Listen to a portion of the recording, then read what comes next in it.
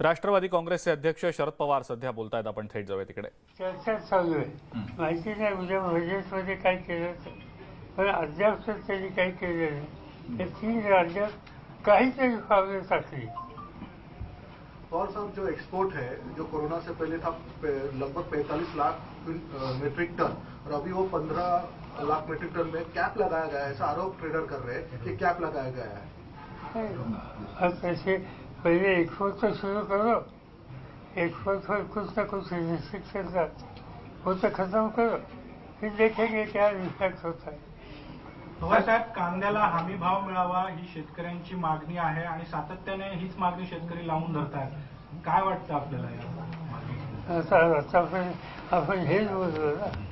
साहेब, हमी भावाचा प्रश्न जो आहे, काल केंद्रीय आरोग्य बेसिकली कांदा मार्केटमध्ये गव्हर्नमेंट एजन्सीने उचलून खरेदी केला पाहिजे. आणि आज जे शेतकऱ्यांचा अतोनात नुकसान होत आहे त्यातनं, आणि कांदा हा एकच क्रॉप असा आहे तो जिल्ह्यात शेतकऱ्यांचा क्रॉप आहे. जिल्ह्यात शेतकऱ्यांचं दुसरं काही क्रॉप नाही. उद्या आता मी बारामती भागात नाही, आमच्याकडचं मुख्य क्रॉप ऊस हे बागायत क्रॉप आहे. त्या बागायत शेतकरी आणि जिल्ह्यात शेतकरी याच्यात जमीन असण्याचा फरक आहे. त्यामुळे जिल्ह्यात शेतकऱ्याला अधिक प्रोटेक्शन द्यायची गरज आहे आणि त्या दृष्टीनं कांदा हे अत्यंत महत्वाचं होईल. साहेब, अनुदान द्यावं अशी देखील मागणी होते. अनुदान दिल्याने काही फरक पडत नाही? बेसिकली मदत करा, शेतकऱ्यांवरची अनुदान द्या, खरेदी करा, याचा आणखीन काही करा, त्याचा इम्पॅक्ट मार्केटवर होईल. अवकाळी पाऊस सध्या सुरू आहे. द्राक्ष बागांचं पण फार मोठं नुकसान झालं नाशिक जिल्ह्यातल्या, परंतु अद्याप पंचनामे होत नाहीये काहीच. तसे डिटेल्स माझ्याकडे नाही आहेत, हो. पण मी आज कोकणातल्या काही कार्यकर्त्यांचे फोन आले हो. की अवकाळी पावसामुळे आंब्याचा ओहोर याचा परिणाम झाला, नाशिकमध्ये द्राक्षा परिणाम झाला, आणखी काही पिकांच्यावर जिथे गहू काढलेले नाही त्याही ठिकाणी परिणाम झाला. अशा तक्रारी येतात. आम्ही माहिती कलेक्ट करून राज्य सरकारशी बोलणार आहोत. साहेब, राज्यभर अनेक अधिकाऱ्यांच्या बदल्या केल्या जात आहेत, त्यामुळे पंचनामे होण्याला देखील अडचणी निर्माण होत आहे अशी देखील तक्रार समोर येते. साहेब, सांगलीमध्ये खतं घेण्यासाठी शेतकऱ्यांना त्या ठिकाणी जात विचारली जाते. कॉलम आहे त्या फॉर्मवर ज्याच्यामध्ये शेतकऱ्यांना जात देखील लिहावी लागते आपली. तर हे मी मगापासून आमच्या सरकारला विचारतोय, पण टीव्ही जर मी बातमी पाहिली आजपर्यंत या देशाच्या इतिहासात किंवा राज्याच्या असं जात यासाठी विचारायच्या काही प्रकार नव्हतं.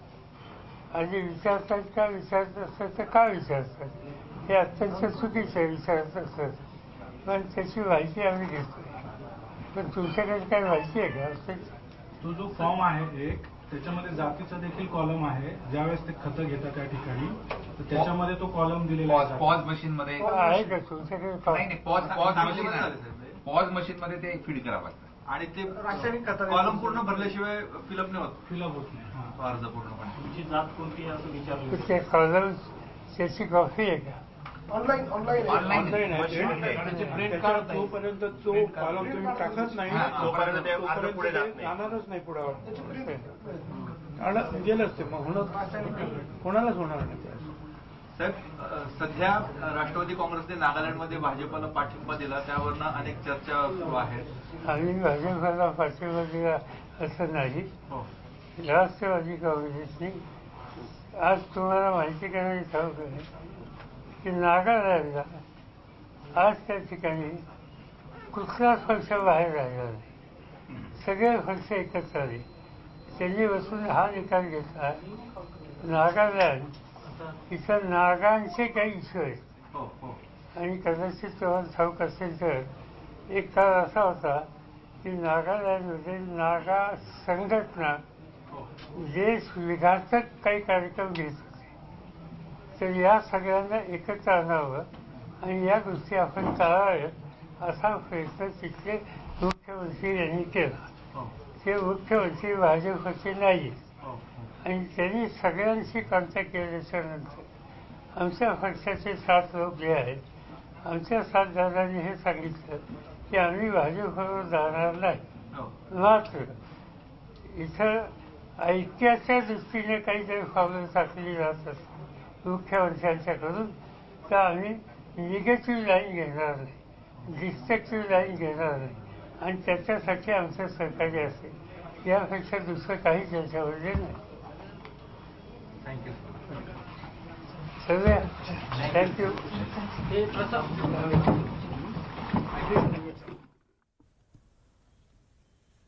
तर शरद पवारांनी अनेक महत्त्वाच्या मुद्द्यांवर भाष्य केलेलं आहे.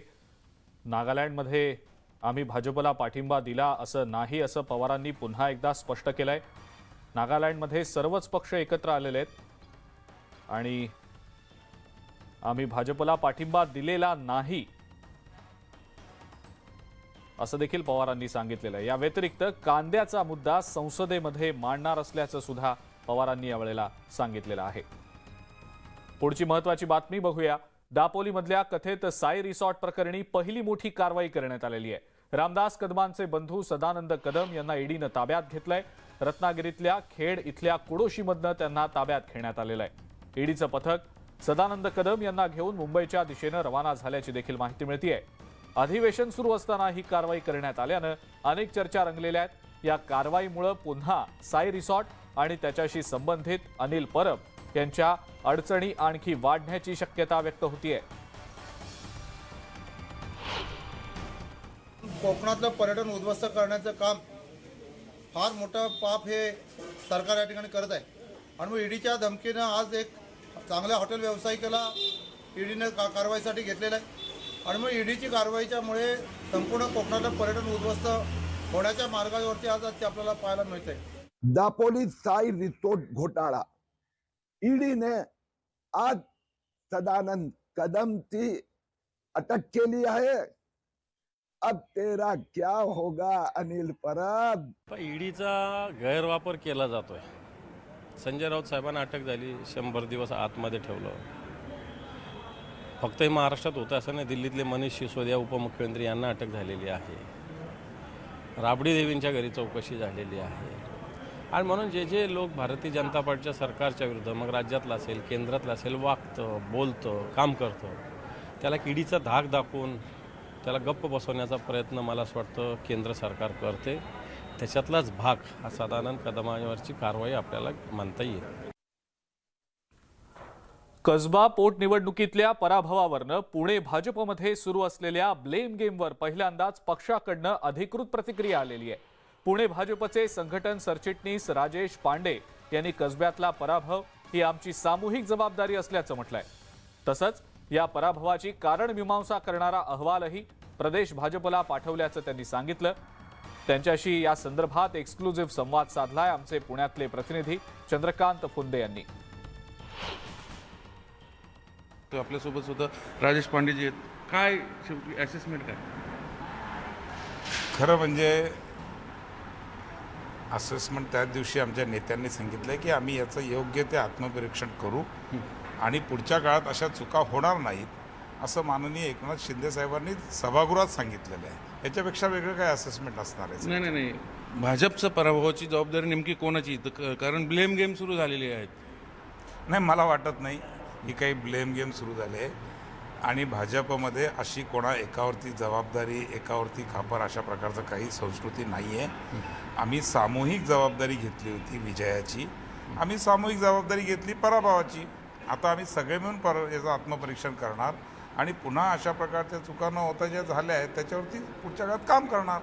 अशासाठी पराभव झाल्याच एका ग्रुपकडनं सोशल मीडियावर चंद्रकांत दादांना ट्रोल केलं गेलं की चंद्रकांत दादाच याचे गुन्हेगार आहेत या सगळ्या पराभवाचे, त्यांनीच तिकीट मिळवून दिलं. हे कितपत योग्य? बघा, सोशल मीडियावर ट्रोल करणारा ग्रुप हा पेड आहे, पैसे घेऊन काम करणारा ग्रुप आहे.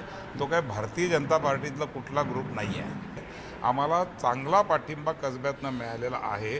ज्या काही थोड्या चुका होत्या त्या दुरुस्त करण्यासाठी आम्ही सगळ्यांनी प्रयत्न करणार आहोत. ट्रोलच्या विषयामध्ये आमच्या ठिकाणी कोणाचाही आपापसात मतभेद नाही आहेत. व्हिडिओ जर्नलिस्ट गणेश कदमसह चंद्रकांत फुंदे, न्यूज 18 लोकमत, पुणे.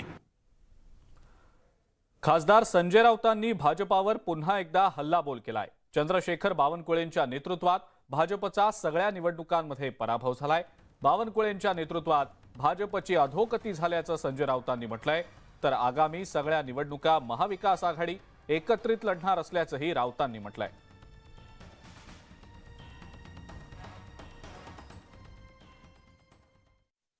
राज ठाकरे बोलतायत की मुख्यमंत्री पद गेलं असं कोणी कोणाच्या वाट्याला गेलं नाही. त्यांच्या वाट्याला जाण्याइतका त्यांचा पक्ष मोठा नाही. महाराष्ट्रात शिवसेनेचं सरकार मुख्यमंत्रीपद का गेलं हे अख्ख्या जगाला माहिती आहे. त्यांना जर माहीत नसेल तर अजून त्यांच्या पक्षाची वाढ व्यवस्थित होणं गरजेचं आहे. महाराष्ट्रातलं सरकार हे फक्त ईडी, CBI या यंत्रणांचा गैरवापर करून पाडण्यात आलं आणि जोडीला खोके. आणि ईडी काय आहे हे काय मी मनसे प्रमुखांना सांगायला नको. कालच संध्याकाळी महाविकास आघाडीच्या प्रमुख नेत्यांची एक बैठक झाली. अजितदादा पवार असतील, नाना पटोले, माननीय उद्धवजी ठाकरे, आम्ही सगळेच होतो. वळसे पाटील होते, दिलीप वळसे पाटील होते, जयंतराव पाटील होते, बाळासाहेब थोरात होते. आम्ही सगळ्यांनी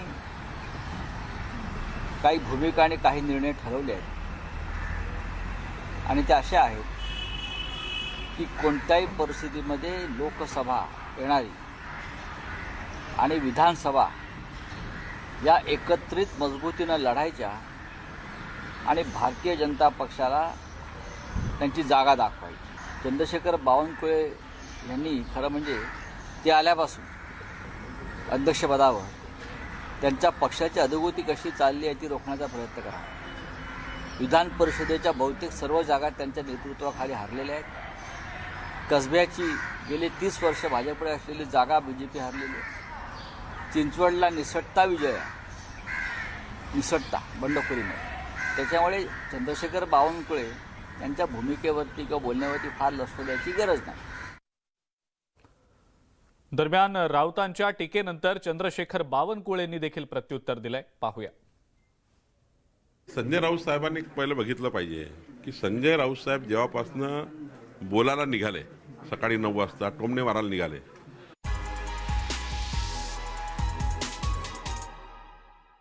विक्रमसिंह मोहिते यांच्या हस्ते गडदेवता शिवाईदेवीला अभिषेक करण्यात आला. त्यावेळी मिरवणूक देखील. केळीच्या दरात वाढ झाली आहे. उत्पादनातही घट झाल्यानं त्याचा फटका बसतोय. केळीच्या उत्पादनात घट होत असून मागणी वाढल्यानं निर्यात ही वाढली आणि त्यामुळे साधी केळी प्रति डझन शिवाय तो सॉफ्टवेअर पुढे जात नाही आणि शेतकऱ्याला ती पावती मिळत नाही. त्यामुळे खतं विकत घेता येत नाही. आणि पुढे माहिती अशी मिळालेली आहे की हा आदेश केंद्र सरकारच्या आदेशावरून हा सॉफ्टवेअर मध्ये बदल करण्यात आलेला आहे. हे खत घेताना जातीचा उल्लेख केला जातो तर ते DBT पोर्टल जे आहे केंद्र सरकारचं आहे आणि त्यामध्ये आपल्या सभागृहाच्या भावना ज्या आहेत त्या लक्षात घेऊन, शेतकऱ्यांच्या भावना लक्षात घेऊन या ठिकाणी आपण केंद्राला तसं कळवतोय की ही जी काही नवीन त्या DBT पोर्टलवर आपण ते जातीचं हे केलेलं आहे ते वगळावं, अशा प्रकारचं आम्ही केंद्राला कळवतोय. कृषी विभागानं या सगळ्या संदर्भात आता स्पष्टीकरण दिलेलं आहे. ही जात नाही तर वर्गवारी आहे. केंद्र सरकारनं पॉस मशीनचं नवीन 3.2 सॉफ्टवेअर अपडेट केलंय. त्यात वर्गवारी हा घटक आहे. कुणाचीही जात विचारली जात नाही. जात पाहून खत दिलं जात असल्याची बातमी ही काही खरी नाही. उलट प्रत्येक वर्गवारीला लाभ मिळतोय की नाही हे पाहण्यासाठी केवळ ही वर्गवारी दिलेली आहे. जनरल, SC, ST, OBC अशा केवळ वर्गवारी त्यात आहेत.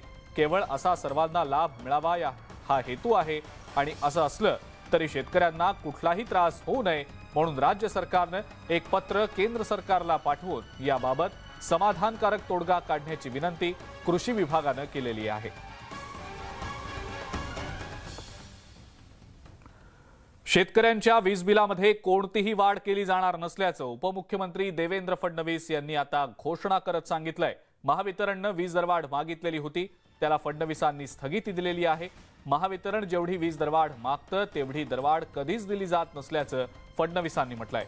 तसंच अधिकच्या दरवाढीच्या बाबतीत सरकार भूमिका घेणार असल्याचंही फडणवीसांनी स्पष्ट केलंय.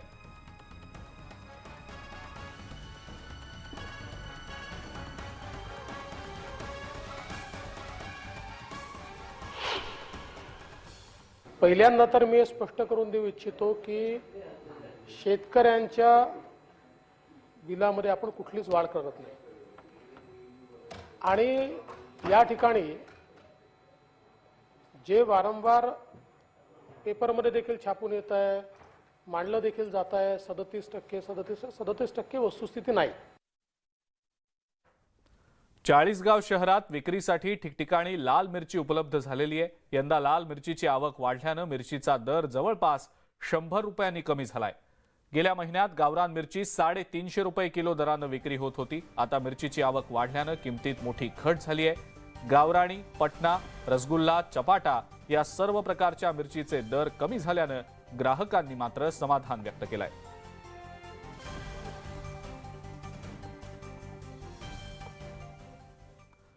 आरटीओ मध्ये बदली आणि प्रमोशनसाठी काही अधिकारी सक्रिय असून बदलीसाठी 10 लाख रुपयांची मागणी केली जात असल्याची धक्कादायक माहिती समोर आलेली आहे. 2 दिवसांपूर्वी आरटीओ मधील एक निवृत्त अधिकारी नागपूरमधल्या पंचतारांकित हॉटेलमध्ये थांबलेला होता. त्यानंतर या निवृत्त अधिकाऱ्यानं बदलीप्राप्त अधिकाऱ्यांना मुलाखतीसाठी या हॉटेलमध्ये बोलावलं. त्यानंतर बदलीसाठी या निवृत्त अधिकाऱ्यांनी 10 लाख रुपयांची मागणी केल्याचं समोर आलेलं आहे. या संदर्भात आरटीओचा संबंधित महिला अधिकारी आणि एका पुरुष अधिकाऱ्याचा फोनवरील संवाद व्हायरल होतोय. या क्लिप संभाषणावरून बदलीसाठी अशा प्रकारचं रॅकेट सक्रिय असल्याचं देखील निष्पन्न झालंय. मग मला काय म्हणायचं, मी काल परीक्षितला पण केला फोन, त्याने काय उचलला नाही. रात्री त्यांच्याकडे काय आलंय का बदल्यांचं? कोणाकडं? हा खाडे साहेबांकडं? हा तुम्हाला माहिती मॅडम? नाही रे, मला त्या दिवशी गेले त्यानंतर आताच फोन आला ना डायरेक्ट. काल रात्री त्यांचाच फोन आला काल रात्री, उद्या आहेस ना गीता? म्हटलं आहे साहेब. मग मी येतोय म्हटले. मी म्हटलं या म्हटलं. मग नंतर ना त्यांनी मला नावं पाठवली बदली पात्राची नाही का. मग मला नंतर ना तुषारीचा फोन आला की असं असं आहे, बदलीवाल्यांना बोलवले. म्हटलं हा. म्हटलं मी नाही कुणाला सांगितलं, त्यांनी मला सांगितलं की तू सांग सगळ्यांना म्हणून नाही का, जे जे आहेत ते. म्हटलं साहेब मी नाही सांगत. म्हटलं तुम्ही संकेतला सांगा. मग रात्री संकेतला फोन केला तर संकेत म्हटलं मला पण आताच सांगितलंय त्यांनी, तो नाहीये ना पण मला यायला 4 वाजतील म्हणून सांगितलं वाटतं त्याने साहेबांना. असं झालं. तुला कधी कळालं? मला आता कळालं. हा का? मला काल कळालं. मी साहेबांना पण केला फोन, त्यांनी काय उचलला नाही. डिकेल फोन कन्फर्म आहे का काहीच माहित नाही रे. बघू आता आल्यानंतर बोलवलं त्यांनी 11 वाजता. तू जाणार आहे? बघतो, विचार करतो. ड्युटीला? ड्युटी दुपार 2 नंतर मॅडम. मग ठीक आहे ना, आपण जाऊ ना 11 वाजता. पत्र पण काढलंय बरं का तसं. काल माननीय गायकवाड साहेब गेले तर डिकेंना भेटायला. साहेब खूप चिडले होते वाटतं, त्याच्यावर पण खूप शिव्या दिल्या त्याला पण. उदय पाटीलला काय चव्हाण साहेबांनी मेमो काढले काय? काढले. कशासाठी? त्यालाच माहिती आता. खूप चिडले होते वाटतं, खपवतो त्याला असं तसं बडबड केलं होतं चव्हाणला. मला पण हा ठीक आहे. तू येत गेलं नाही तर 11 वाजता मग 11 साडे मला फोन कर. मी सेंटर पॉइंटला काहीतरी थांबणार आहे ते. पुढची महत्वाची बातमी बघूया. महिला दिनाच्या 2 दिवसानंतर महिलेनंच एका महिलेवर अत्याचार केल्याचा धक्कादायक प्रकार समोर आलेला आहे. बीडमध्ये सासूनं सुनेच्या मासिक पाळी संदर्भात किळसवाणं कृत्य केलंय.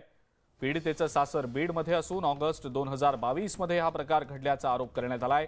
या प्रकरणी पीडितेच्या तक्रारीनंतर पुण्यातल्या विश्रांतवाडी पोलीस ठाण्यात गुन्हा दाखल झालाय आणि अधिक तपास सुरू आहे.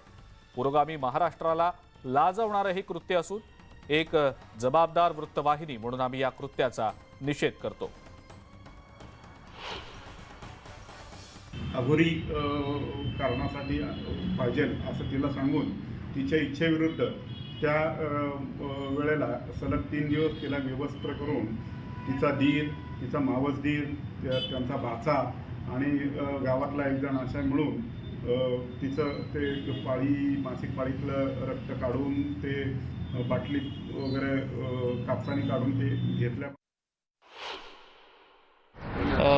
अशा प्रकारच्या भीषण गोष्टी घडतात. मी ताबडतोब पहिलं ती पुणे महानगरपालिकेत आहे का असं म्हणून सीपींशी बोललो, मध्ये ती पुणे ग्रामीणमधली घटना लक्षात आली.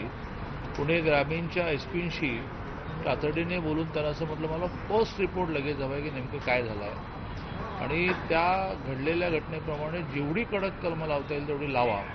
याचं कारण अशा प्रकारच्या घटनांमध्ये करताना जी भीती कायद्याची वाटत नाही आहे ती कायद्याची भीती वाटली पाहिजे. पुणे शहरामध्ये सुनेवरती बळजबरी करून मासिक पाळीच्या रक्ताचा जादू टोण्यासाठी 50,000 रुपयांना सौदा केल्याची घटना समोर आली. खरं तर अतिशय घृणास्पद लाजिरवाणी अशी ही घटना माणुसकीला काळीमा फासणारी तर आहेतच, पण आपण पाहतोय पुणे हे विद्येचे माहेरघर आहे आणि या विद्येच्या माहेरघरामध्ये अजूनही अशा अंधश्रद्धेला खतपाणी घालणाऱ्या अतिशय घृणास्पद घटना घडतात. निश्चितच राज्य महिला आयोगाने याची दखल घेतलेली आहे. संबंधित आरोपींवरती कडक कारवाई होईलच. गेल्या 2 दिवसापूर्वीच आम्ही सर्वांनी जागतिक महिला दिवस स्त्री सन्मान साजरा केला आणि अजूनही ही अशा घटना पाहता महिलांवरती होणाऱ्या अन्याय आणि अत्याचाराचा लढा कितीसा बाकी आहे आणि किती लढावा लागेल हा प्रश्न पडतो. यामध्ये आयोग पाठपुरावा करेल, आरोपींवरती कारवाई करेल, पण समाजामध्ये अशा घटना घडू नये यासाठी सातत्याने अणीस असेल किंवा अनेक सामाजिक संस्था असेल यांच्या माध्यमातून आम्ही जनजागृती करण्याची मोहीम हाती घेतलेली आहे. पण नागरिकांनी देखील सजग राहावं, सतर्क राहावं आणि अशा अंधश्रद्धेला बळी पडू नये. पैशांचा पाऊस आणि खजिना शोधण्यासाठी काळी हळद देतो असं सांगून भिवंडीच्या एका व्यापाऱ्याची सोलापुरात 65 लाख रुपयांची फसवणूक करण्यात आलेली आहे. काळ्या हळदीमुळे चुंबकीय क्षेत्र निर्माण होतं आणि पैशांचा पाऊस पडतो असं अकलूजच्या एका टोळीनं व्यापाऱ्याला सांगितलं. त्याच्याकडून 65 लाख रुपये देखील उकळले. व्यापाऱ्याला काळी हळद सदृश पदार्थ देखील या टोळीनं दिला. पण जेव्हा व्यापाऱ्याला काळी हळद प्रकरणात आपली फसवणूक झाल्याचं लक्षात आलं तेव्हा त्यानं अकलूज पोलीस ठाण्यात तक्रार केली. या प्रकरणी पोलिसांनी 6 जणांना अटक केली आहे.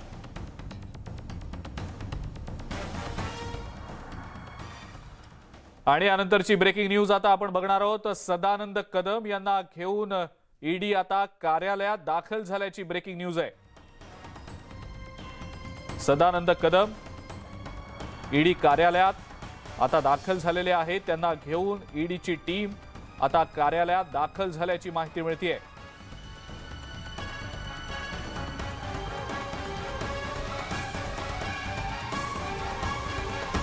दापोलीमधल्या कथित साई रिसॉर्ट प्रकरणाची पहिली मोठी कारवाई ही करण्यात आलेली असून रामदास कदम यांचे बंधू सदानंद कदम यांना ईडीनं ताब्यात घेतलेलं होतं. रत्नागिरीतल्या खेडमधल्या कुडोशीमधनं त्यांना ताब्यात घेण्यात आलेलं होतं आणि ईडीचं पथक कदम यांना घेऊन मुंबईत ईडी कार्यालयात दाखल झाल्याची माहिती मिळतेय. अधिवेशन सुरू झाल्यानं आणि अधिवेशन सुरू असताना ही कारवाई करण्यात आल्यानं अनेक चर्चा देखील आता रंगलेल्या आहेत. आपण ही एक्सक्लुझिव्ह दृश्य सध्या पाहतो आहोत. कदम यांना घेऊन ईडीची टीम जी आहे, ईडीचं जे पथक आहे ते कार्यालयात दाखल झालेलं आहे. अधिवेशन सुरू असताना ही कारवाई झाल्यानं अनेकांच्या भुवया उंचावलेल्या आहेत. सदानंद कदम यांना घेऊन ईडीचं पथक मुंबईतल्या कार्यालयात दाखल झाल्याची दृश्य काही वेळापूर्वीच आपण पाहिली. सदानंद कदम यांची आता ईडी चौकशी होणार आहे.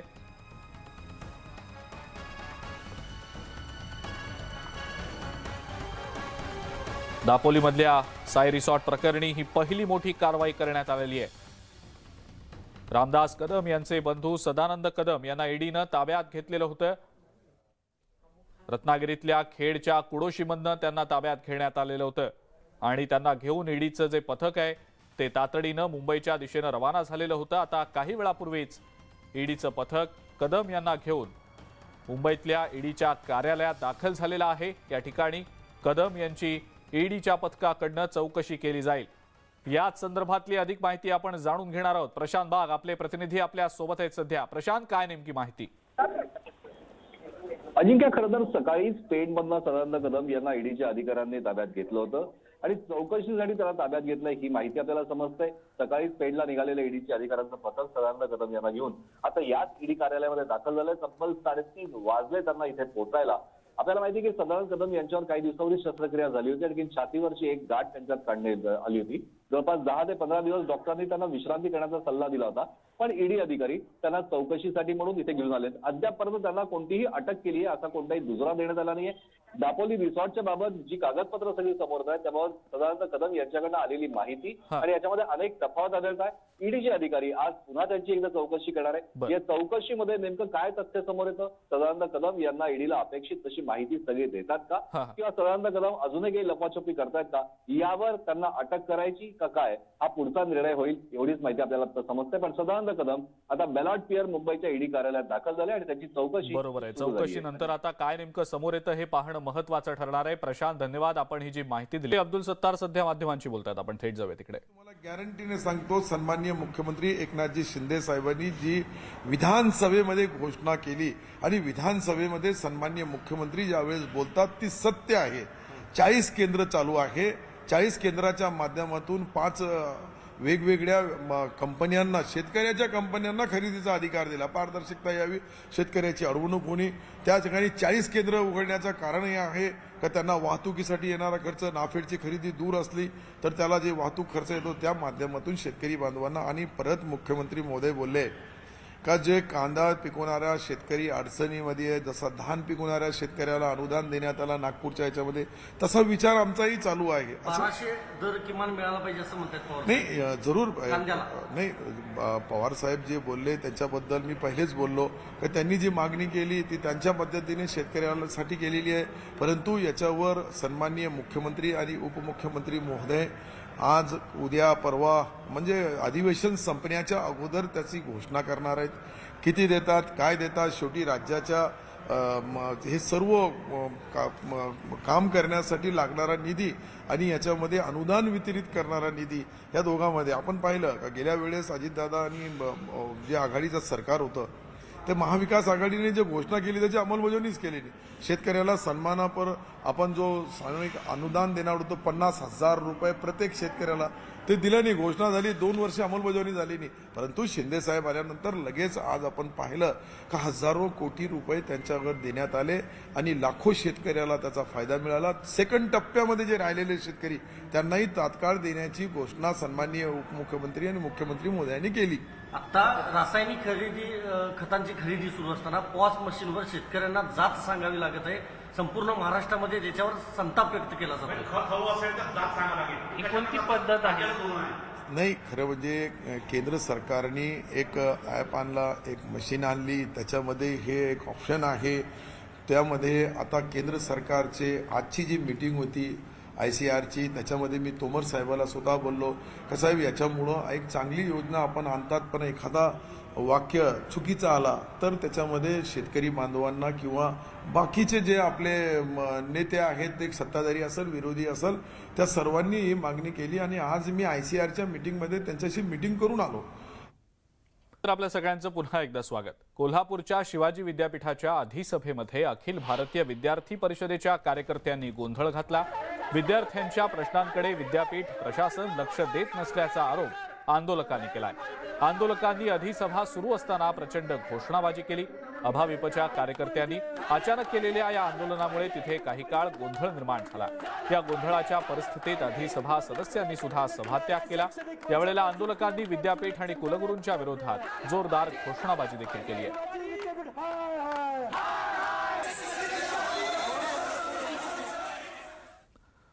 दारूच्या नशेत महिलेला मोबाईलवर शिवीगाळ करणं एका मुख्याध्यापकाला चांगलंच महागात पडलंय. मुख्याध्यापक असलेल्या ज्ञानेश्वर खाडे याला भर रस्त्यात पकडून महिलेनं चप्पल आणि काठीनं चोप दिलाय. चंद्रपूरच्या ताडाळा इथली ही घटना आहे. यानंतर मुख्याध्यापकाला सेवेतून बडतर्फ करण्याची मागणी गावकरी करतायत. सोनू मामाची बायको करतो. सोनू मामाची बायको करतो. बुलढाण्यातल्या मेहकर तालुक्यातल्या सारंगपूर इथं एका महिलेनं टॉवरवर चढून आंदोलन केलं. या महिलेच्या पतीच्या विरोधात छेडछाडी संदर्भात गुन्हा दाखल करण्यात आला. यावरून पतीवर दाखल झालेला खोटा गुन्हा मागे घेण्याची मागणी या महिलेनं केली आहे.